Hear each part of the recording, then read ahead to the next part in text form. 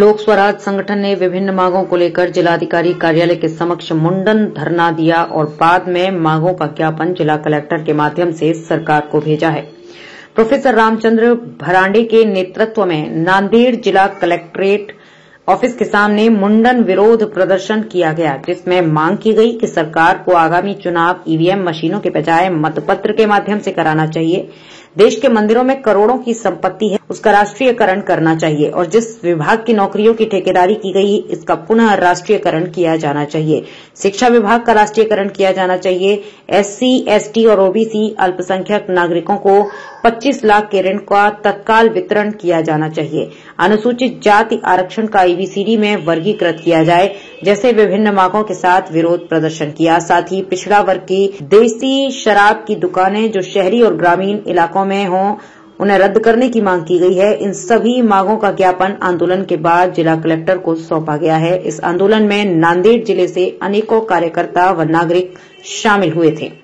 नांदेड़ से संवाददाता एम अनिल कुमार की रिपोर्ट। मी प्राध्यापक रामचंद्र भरांडे, संस्थापक अध्यक्ष लोक स्वराज आंदोलन।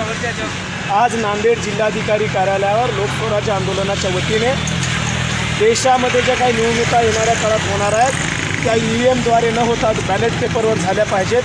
देशातल्या मंदिराकडे असणारी करोडो रुपयाची संपत्ती तिचं राष्ट्रीयकरण झालं पाहिजे। ज्या ज्या गोष्टीचं खातीकरण करण्यात आलेलं आहे त्याचं परत राष्ट्रीयकरण करण्यात यावं। कंत्राटीकरणात जे काही नोकऱ्या झालेल्या आहेत त्याचं परत राष्ट्रीयकरण करण्यात यावं। शिक्षणाचं राष्ट्रीयकरण करण्यात यावं। देशातल्या एससी, एसटी, ओबीसी मायनॉरिटीच्या तरुणांना 25 लाख रुपयाचं विनाकारण विनाअट तात्काळ कर्ज वाटप करण्यात यावं। अनुसूचित जाती आरक्षणाच्या वर्गीकरणाचे अबक अशा प्रकारचे वर्गीकरण करण्यात यावं। महाराष्ट्रामध्ये आणि देशामध्ये विशेष करून मागासवर्गीय वस्तीमध्ये असलेले देशी दारूचे दुकानं, मग ते शहरातली वस्ती असेल खेड्यातली वस्ती असेल, तिथल्या त्या देशी आणि विदेशी दारूचे दुकानं रद्द करण्यात यावेत। अशा विविध मागण्या घेऊन आज आम्ही या ठिकाणी मुंडन आंदोलन केलेलं आहे। मुंडन आंदोलनाच्या माध्यमातून इथल्या जातीयवादी, पक्षपाती, धर्मद्रोही, मानवताद्रोही सरकारचं लक्ष वेधण्यासाठी हे मुंडन आंदोलन करण्यात आलेलं आहे। देशामधल्या तरुणामध्ये मोठ्या प्रमाणात असंतोष आहे, मग तो कामगार असेल, दलित असेल, आदिवासी असेल, भटका असेल, ओबीसी असेल, मायनॉरिटी असेल। देशावर राज्य करणाऱ्या सरकारचं या ठिकाणी डोकं ठिकाणावर आणण्यासाठी येणाऱ्या काळामध्ये हा समाज मोठ्या प्रमाणामध्ये रस्त्यावर येणार आहे। तुम्ही संविधानासोबत बेईमानी करू नका।